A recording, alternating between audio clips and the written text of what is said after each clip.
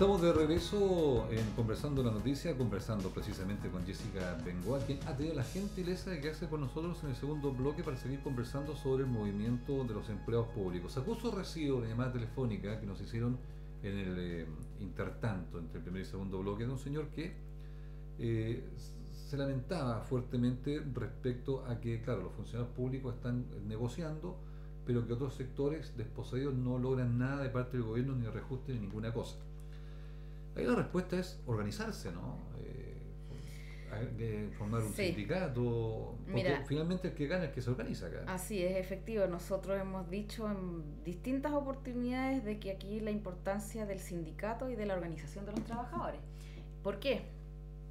Bueno, por un lado nosotros no tenemos derecho a negociación colectiva, pero sí los trabajadores del sector privado tienen derecho a negociación colectiva.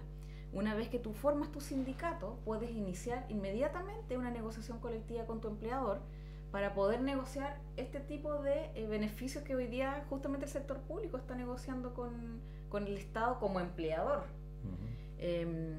Desde un reajuste de remuneraciones hasta beneficios de escolaridad, beneficios que el mismo sindicato estime convenientes a negociar con su empleador, y el empleador está obligado a negociar colectivamente con el trabajador organizado. Por eso siempre es importante la negociación colectiva y, en definitiva, la creación de los sindicatos. Porque aquí, ¿qué pasa? Cuando a una persona la contratan, tiene un contrato individual de trabajo, ¿cierto? Sí, artículo 7 del Código del Trabajo.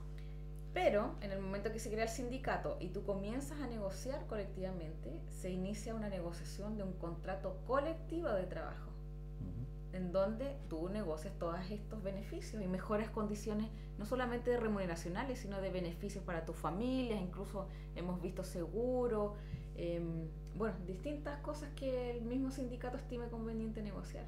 Y el empleador está obligado a hacerlo. Claro. Pero para eso tiene que haber sindicato y organización de los trabajadores. Justamente, esa es la clave del tema.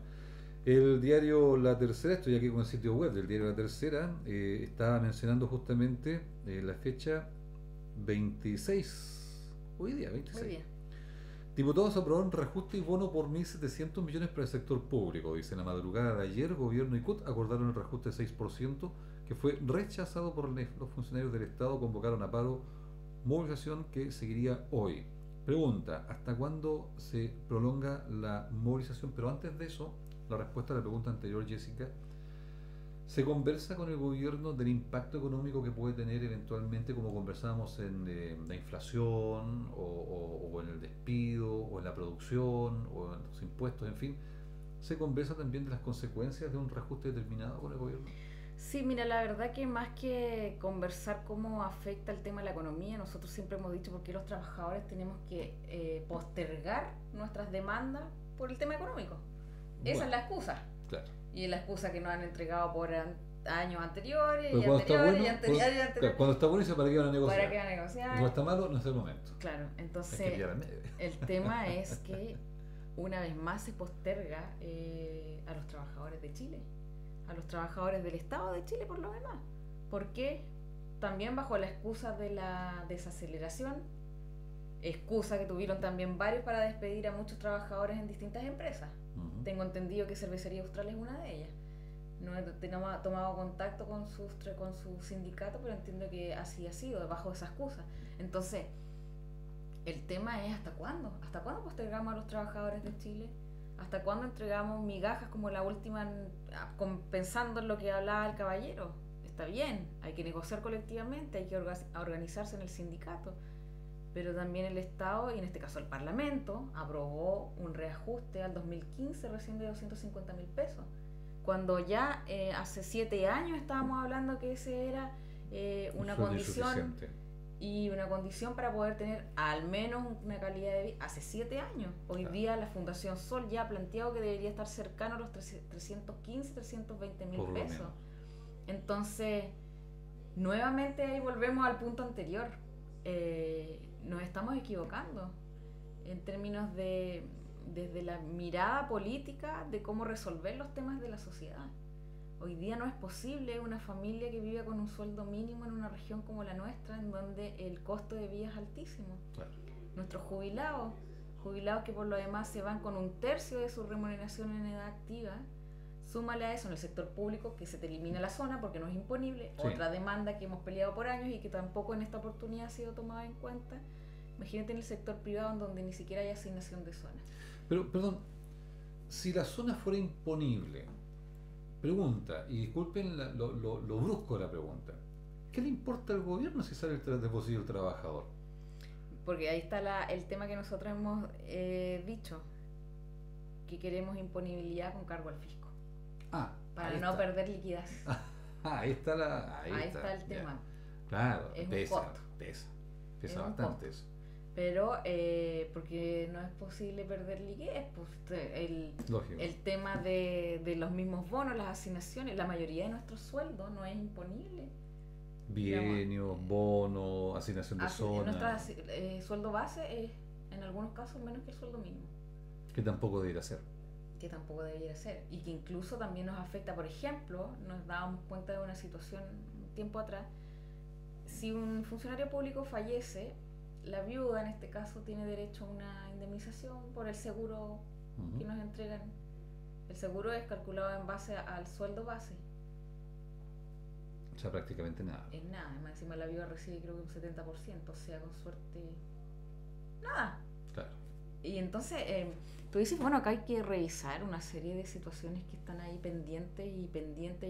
Entonces el tema es hasta cuándo. Quizás, y yo también ahí veo que hay que hacer quizás una autocrítica desde el mundo sindical. Hoy día hablamos del lucro, por ejemplo, en la educación, como demanda. Se instaló el lucro como concepto, gracias también a la movilización de los estudiantes. Sí. El lucro que hoy día está cruzado, tú lo puedes ver en la salud, en la educación, en la previsión. Y hoy día hablamos de lucro por la movilización, no porque a alguien se le ocurrió que era necesario, y ahí surge la demanda de educación pública gratuita y de calidad, que por lo demás estamos de acuerdo como ANEF. Pero ahí también hay una cuestión que considerar, y es que el Estado de Chile quiere hacerse cargo del copago en los colegios subvencionados. Y me empiezo a preguntar por qué. Porque si un particular quiere, entre comillas, vender educación y alguien la quiere comprar, problema de ellos. La pregunta es por qué hoy día el Estado tiene que subvencionar un particular subvencionado. ¿Por qué no simplemente elimina esos fondos y se da a la educación pública? Porque todo el discurso ha sido, en términos de esta cuestión de la educación, que el gobierno le va a dar más dinero al particular para aumentar incluso el copago en los próximos años.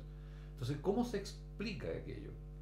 Mira, ahí yo quiero abordar un punto que hemos discutido en algún momento de cómo el Estado, o sea, nosotros decimos, bueno, nosotros queremos más y mejor Estado, pero más y mejor Estado no subvencionando al empresario. No, pues el empresario tiene que hacer su negocio simplemente. Más y mejor Estado no significa necesariamente más Estado, significa más subvención, más mercado. Y en ese punto es donde nosotros también estamos mirando. Es que un mejor Estado no es el que tiene mayor cantidad de funcionarios, es el más eficiente. Y en ese sentido es necesario dar una vuelta, y ahí vuelvo al tema de que hablábamos en un principio, de cómo se reestructura todo esto de manera, en el caso de nosotros como ANEF, de que efectivamente el Estado entregue garantía a sus trabajadores. Dependiendo de la discusión se tiene que dar en algún momento, más y mejor Estado, descentralizado, menos centralizado. Hoy día muchas de las decisiones se toman allá en Santiago, allá en Chile, claro. Y nosotros no tenemos ninguna injerencia, ni siquiera en las políticas públicas que debiesen tener una mirada regional, territorial. Jessica, dejamos una pregunta pendiente tras haber contestado aquella que estaba antes de la pausa comercial y dice relación con qué viene ahora. Están en paro los funcionarios fiscales. Entiendo que el registro civil no está atendiendo y varias otras reparticiones tampoco. O al menos hay algunos turnos éticos, pero no con normalidad al menos. Claro. ¿Qué viene de aquí? ¿Qué pasa mañana? ¿Qué pasa de aquí a la próxima semana? Pues ya nos queda poquito para esto. Sí, mira, esto tiene que estar resuelto de aquí al 30. El tema es que hoy día ya entró al Senado, ayer fue aprobado en la Cámara de Diputados, y en estos momentos estamos en discusión. Hoy día, en estos momentos está en sala el tema del reajuste. Ahora, nosotros, el llamado a paro de la ANEF fue por ayer y por hoy día. Y estamos a la espera de lo que ocurra hoy día en sala para poder tomar una determinación, lo que significa que ya bien más tarde, incluso de madrugada, vamos a tener una respuesta para nuestras bases y para nuestros dirigentes. Es importante que se mantengan siempre comunicados. Nosotros todo lo enviamos por correo electrónico, Pero más allá de cómo culmine esto, que esperemos que sea de forma favorable a nuestros trabajadores, creemos y hemos tomado en consideración con la mesa del sector público de la región, en donde la ANEF es una de las que está ahí, es una diversidad de distintos gremios, es de ver la posibilidad de poder ir avanzando en demandas regionales. Nosotros incorporamos nuestras demandas regionales en este petitorio nacional, pero al ser justamente una demanda regional frente a toda esta gran cantidad de demandas nacionales, quedan siempre postergados. Entonces creemos que ahí tenemos que tener quizás un poco más de protagonismo, y en eso vamos a estar trabajando estos días. Más allá que la mesa del sector público en su momento fue a la Cámara, discutió algunos temas en la Comisión de Zonas Extremas, pero esto es lento. Entonces aquí ustedes se han reunido, imagino, con los parlamentarios regionales para conversar esto. ¿Qué opinión les han dado? Mira, la verdad que la mayoría, si no diría todos, entiendo, en su momento han estado de acuerdo. El tema es que aquí se necesita más proactividad, yo creo. Nosotros como mesa del sector público, en su oportunidad yo no pude viajar, pero por un tema X, pero sí la mesa ha estado presente en la Comisión de Zonas Extremas, presentando los temas que tenemos como región extrema aislada, que por lo tanto estamos viendo ahí la posibilidad de poder avanzar en esta homologación de estas bases de cálculo que yo te decía, poder avanzar bajo, lamentablemente, la modalidad de asignación de zona extrema aislada, para poder ahí homologar de cierta forma las distintas asignaciones y tener todos una. Pero sin duda los avances son necesarios. En el ámbito de las vacaciones, por ejemplo, también hemos planteado la necesidad de que acá los funcionarios públicos tengan los 20 días de vacaciones como el sector privado. ¿No lo tienen? Nosotros tenemos 15 días de vacaciones más 5 días por salir de la región. Tú tienes que justificar tus 5 días. Y muchos de nosotros que no tienen los recursos para salir de la región, y tienes que irte con tu auto a Gallegos, cruzar la frontera, traer el documento, volver y presentarlo. Y ahí tienes tus 5 días por salir de la región. De lo contrario, no los tienes. Entonces hay cosas así que no son ningún costo tampoco para el Estado, que hemos estado peleando y que no hemos podido avanzar. Entonces por eso creemos que es indispensable también tomar quizás un mayor protagonismo. ¿Tú me decías que los parlamentarios están de acuerdo con todo esto? Mira, en el caso de estos temas sí, lo hemos conversado, nos apoyan, pero nosotros necesitamos apoyo más no me voy a referir a uno más que otro, pero mira, por decirte, el Gabriel Boric estuvo pendiente de toda la negociación y pendiente con nosotros hasta las 4 de la mañana, pues, pero nosotros necesitamos que todos los parlamentarios de la región tengan una mirada más proactiva respecto a este tema. No es fácil, yo entiendo que aquí es 1, 2 senadores, 2 diputados para todo un aparataje político que hay, en donde temas regionales como los nuestros, más encima nosotros que estamos a la punta del cerro, que se han tomado en cuenta. Bueno, pero eso también tiene que ver con, y ahí es como nos estamos planteando, como desde el mundo sindical, como también nosotros nos hacemos más visibles. Pero ojo, porque y más activos. Hubo con el tema del gas, un fuerte golpe al gobierno de Sebastián Piñera en su oportunidad, y en ese tiempo como ahora también es un 1% de la población. El problema que se plantea, y por favor me corriges y me disculpan que no sé si acaso me equivoco, es cómo un funcionario público que tal vez llegó a ese trabajo porque es del partido de gobierno tiene suficiente fuerza para pronunciarse sabiendo que tiene un favor pendiente. Pero también es un problema que, o sea, de repente alguien dijo, bueno, yo cambié el gobierno, tengo una oportunidad de trabajo, yo soy del partido de las manzanitas, bueno, no para ninguno, digamos, soy del partido de las manzanitas y justamente tengo la oportunidad de trabajar aquí. ¿Cómo ahora voy a protestar si me hicieron el favor de conseguir este trabajo? En fin, hay también un problema de intereses personales que uno también puede entender finalmente. Mira, ahí nosotros tenemos diferencias, porque la ANEF, por ejemplo, frente a la renovación de contrata que se acerca, nosotros jamás hemos defendido ni a jefe ni a cargo de confianza. No, de acuerdo, eso es natural, digamos. Entonces estamos hablando de demandas que son de los trabajadores de carrera. Perfecto. Desde auxiliares, administrativos, técnicos, profesionales que son de carrera y llevan años dentro del servicio público en estas condiciones.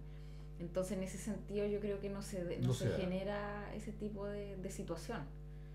La verdad que a nosotros no nos interesa quién es, si es del partido, como tú dices, de la manzanita, de las peritas o de los platanitos. Acá la defensa es a todos los trabajadores de carrera y no hacemos distinción en eso. Y es la misma pelea que dimos el año pasado, es la que vamos a dar acá a fin de mes. Si es que llegase a ocurrir algo, esperemos que no, porque también entendemos que aquí el intendente tiene que dar una señal clara a los trabajadores.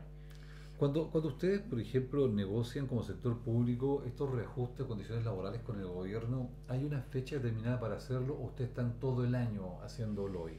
No, hay distintas instancias. Lo que pasa es que pueden ocurrir ciertas situaciones X durante el año.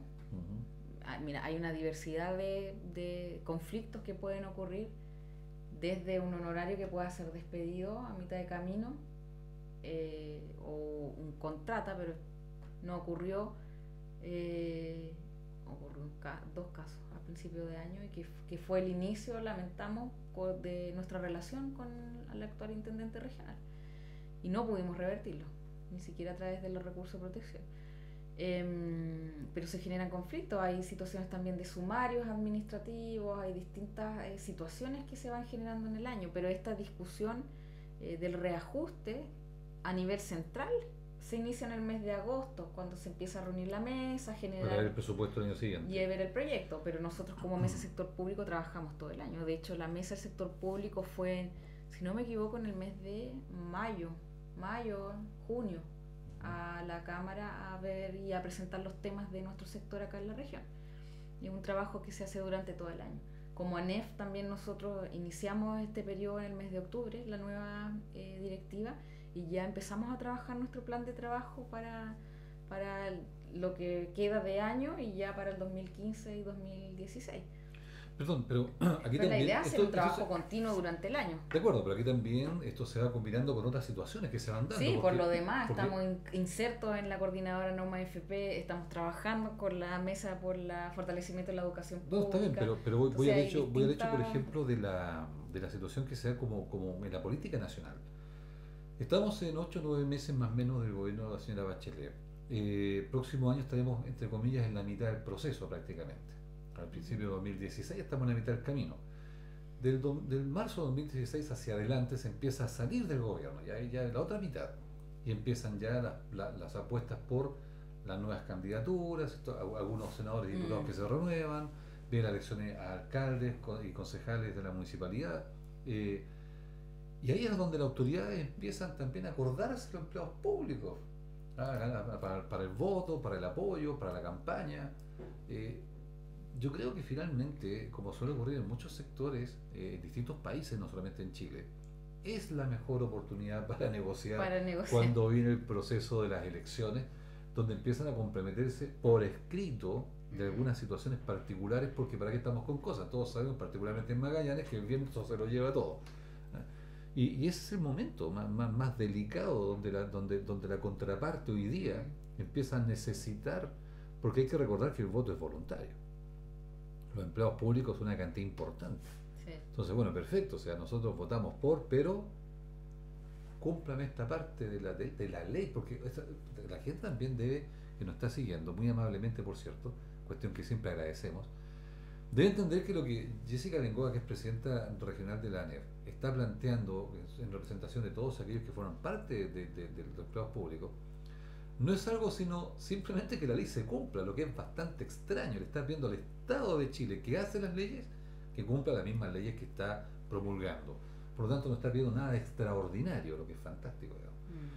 Y ahí pues es un buen momento para negociar. O sea, usted elecciones, usted quiere que yo aparezca en la foto, quiere que vaya en la marcha, que le mueva el papelito, bueno, pero fírmeme aquello. Firme esto. Bueno, quizás tiene que ver también con nuestra autonomía sindical, porque la verdad que nosotros nunca hemos, bueno, aquí regionalmente. Pero prenegociar no es malo, digamos. Claro, prenegociar no. El tema es que muchas veces se prenegocia y después el papelito queda en el olvido y no se cumple durante todo el año. Lo que me parece terrible, porque ahí hay compromisos que se deben asumir cuando... Entonces la próxima elección no se vota nomás, por la persona en cuestión. Claro, nosotros nunca hemos llamado como ANEF regional a votar por nadie. No se puede hacer, pero sí es cierto que es bueno saber. A ver. Bueno, saber quién es quién. Claro, pero mira, te doy un ejemplo súper claro. Nosotros tuvimos el lamentable episodio en el gobierno de Sebastián Piñera, en época de campaña, la gente de la campaña se presentó en los ministerios con una carta del presidente, bueno, en ese momento candidato, que hablaba de que aquí había una campaña de desprestigio, de que iban a haber despidos, que eso no iba a ocurrir, que se iba a fortalecer esto. El 10 de marzo empezaron los despidos. En 4 años, el gobierno de Sebastián Piñera hubo 11.000 funcionarios públicos despedidos. Bueno, que no había ocurrido antes solo en dictadura. Jamás había ocurrido porque el proceso era automático. Había un instructivo presidencial, que es el que nuevamente este año se volvió a hacer desde Hacienda, y que habla de lo que dice la ley. Si la ley es súper clara, la ley dice que en relación a la renovación de las contratas, la evaluación es la que vale. Para hacer palabras más simples. Sí, claro. Si te fuiste bien evaluado en el año, no tienes que ningún problema. Eso es la ley. El problema es que, bueno, ocurrió una situación que descolocó también a todos los sectores. Pero mira, yo quiero ser clara en el sentido de que quizás es necesario hacerse una autocrítica como mundo sindical. Yo creo que nosotros no hemos tenido quizás la fuerza para incorporar los temas laborales en los programas de gobierno. Si tú te das cuenta, yo hice ahí un análisis también en el periodo de campaña. En el periodo de campaña el tema laboral no era tema. La mayor discusión se dio en el tema de la educación. Y eso gracias a la movilización de los estudiantes. Sí, claro. Quizás los trabajadores tenemos que abordar estos temas también desde ahí, desde ese punto de vista. Y no lo decimos nosotros, la verdad que la historia dice que finalmente la movilización y a paros y a huelgas se han finalmente conseguido beneficios para los trabajadores. Sí, por lo tanto, siempre el llamado es a la organización, al caballero que llamó a formar su sindicato y a generar instancias de diálogo y presión, en definitiva. O sea, aquí esto lamentablemente en nuestro país es una pena. Acá no existe proactividad, más bien es sobre presión se generan las cosas. Es que es una cuestión que hemos conversado con distintos protagonistas políticos de la región, y me parece, estoy seguro de eso, lo he preguntado a Rodolfo Valles, cuando estuvo acá como subsecretario de Interior. Y yo le decía, ¿por qué motivo la política chilena, aparentemente al menos, cuando uno revisa la agenda parlamentaria, no es así? Hay muchas leyes que procuran prevenir situaciones, pero a ojo de la opinión pública, uno pareciera creer o pareciera ser que siempre se está reaccionando después que hubo un incidente, claro, justamente. Pero la verdad es que cuando uno revisa la labor parlamentaria de muchos de la Cámara de Diputados y Senadores, sí están previniendo cosas, la verdad es que sí existe aquello, pero lamentablemente lo que aparece en los titulares es justamente la movilización, el tema, la exigencia que no se preveyó. Y hay un problema también donde pero cuando uno revisa, insisto, y invito a la gente a hacerlo, a revisar la agenda parlamentaria de todos los diputados y senadores que usted quiera, y se da cuenta que sí se adelantan a muchas cosas, pero lamentablemente lo que aparece en los diarios y el día a día, la cosa es un poquito distinta. Yo creo que también tiene que ver con la deuda pendiente, que es histórica. Aquí hay muchas cosas que se generan a propósito de los años de dictadura. Por ejemplo, los temas de zona antes estaban resueltos. Se eliminó la ley, obviamente se favoreció a las Fuerzas Armadas, menos a todo el resto. En el caso de la... Pero no ha habido tiempo para arreglar eso, Jessica. Por eso, estábamos con una constitución todavía que elaborada en dictadura. La FP se creó en dictadura, el Código del Trabajo en dictadura, la municipalización de la educación en dictadura, la ISAP en dictadura. Pero en todos los años que yo llevo entrevistando, que son más de los que tengo aquí en Radio Polar, pues ya llevo un par de años en Radio Camelot y en otras emisoras, y he entrevistado muchísima gente y siempre he escuchado el mismo discurso. Y uno empieza a preguntarse, bueno, pero a ver, las leyes han tenido tiempo de volver a hacerse por 20 años. Entonces, de repente uno ya esta cuestión de la dictadura le suena casi excusa. Se han pasado 20 años, se tiene mayoría parlamentaria, se pueden solucionar problemas como los que tú misma representas aquí en esta conversación. O sea, yo me he escuchado muchas veces declaraciones de parte tuya, Jessica, y de mucha gente más diciendo, falta la voluntad política. Es un reconocimiento tácito, sí, a que existen las mayorías, existe la ley y simplemente no existe la voluntad, el querer hacerlo. Entonces ya a esta altura la dictadura ya es un claro, pero es en definitiva la base de todos nuestros males y que hoy día no ha sido resuelto, estamos en el 2014. Pero eso ya es culpa de los que actualmente están en poder del gobierno, no específicamente. Los anteriores, claro, o sea, por 20 años. Por 20 años. Por 20 años. Y ese es el punto. Yo creo que a esta altura ya lo que pasó en la dictadura pasó. Se está compensando a la gente en la medida de lo posible, cuestión que objetivamente hablando no saca el dolor que se vivió, pero da las condiciones, no se puede hacer, no podemos retroceder el tiempo en definitiva, o sea, se hace lo que se puede, hay beneficios, en fin, se trata de alguna forma de hacer un análisis. El tema es cómo... Pero de ahí en adelante, Jessica, de ahí en adelante se ha tenido los decretos supremos de gobierno que se pueden hacer, se ha tenido la mayoría parlamentaria, se han tenido promesas de campaña incumplidas como lo acabas de mencionar. Se han tenido todas las herramientas para regularizar todo y no se hace. Y justamente en algún momento alguien dice, no, pero es que esto herencia de la dictadura. Momento, eso ya pasó hace 20 años. Eso ya no es, eso ya pasó, eso está en libros de historia. Historia reciente, por cierto, pero historia al fin y al cabo. Claro, el tema es cómo, bueno, en definitiva yo creo que el llamado acá es que la gente también tiene que tener mayor conocimiento de cómo actúan los parlamentarios por los cuales ellos votan. Y por cada tantos años tenemos la posibilidad de modificar la estructura del Parlamento en nuestro país, pero se siguen manteniendo un montón de personajes que lo único que han hecho es un daño al país y que hoy día generan este tipo de situaciones en donde la gente, la ciudadanía, cada vez más informada, cada vez más consciente de sus derechos, se da cuenta que han pasado años y años y años, y en definitiva el que más sufre es aquel que tiene menos condiciones, menos posibilidades. Y nuestro país sigue aumentando. Hoy día lo veía yo a propósito de los 500.000 pesos que se aumentó el Parlamento. Somos uno de los países en la OCDE que más gana y diferencias tiene entre lo que más gana un parlamentario y el sueldo mínimo, por ejemplo. Sí, pero lo que pasa es que cuando nos comparamos con la OCDE, nos comparamos solamente lo que le conviene a un sector. Porque esa es la verdad de las cosas. Hoy día, sin ir más lejos, el ministro de Educación, que estuve 2 horas y media escuchando la interpelación. Gracias, la interpelación. Me grabé ese nombre, no se me grabó. No, gracias. La interpelación. Recurrió justamente al argumento de la OCDE diciendo que en Chile había más segregación, etcétera, etcétera, etcétera. Pero él no dice, por ejemplo, que los países de la OCDE, Chile son los países que menor sueldo pagan los profesores, que más tiempo pasan frente a clases. Entonces se compara solamente lo que quieren comparar. En algunas cosas. Claro, y el resto no se compara. Bueno, en este tema lamentablemente tiene que ver con desigualdades instaladas en nuestro país en distintos ámbitos. O los comparamos en todo o no nos comparamos. Sí, es un tema, en definitiva aquí es cómo avanzamos a un país que sea un poco más justo en distintos temas y que genere cambios estructurales. Yo creo que ahí está quizás a lo cual aspiramos yo, al menos aspiro personalmente a un país que genere cambios estructurales que te permita avanzar hacia un país más justo, más igualitario, con mejores condiciones. Hay temas impresentables en este país. Con esa esperanza, Jessica, tendremos que retirarnos del aire porque se nos acabó el tiempo. Pero como sigue la situación de la ANER, espero poder conversar la próxima semana o la siguiente para evaluar cómo fue este movimiento, qué efectivamente se consiguió, en fin. ¿Me parece?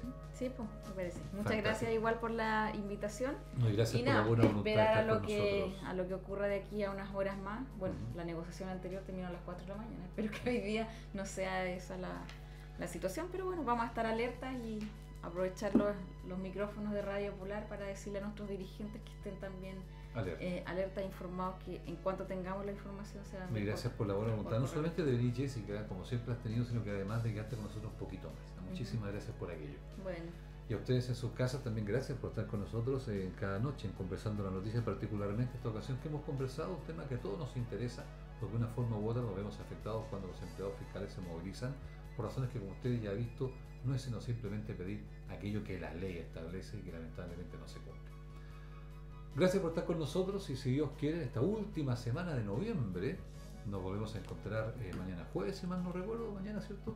En el penúltimo día hábil de este mes 11º del año.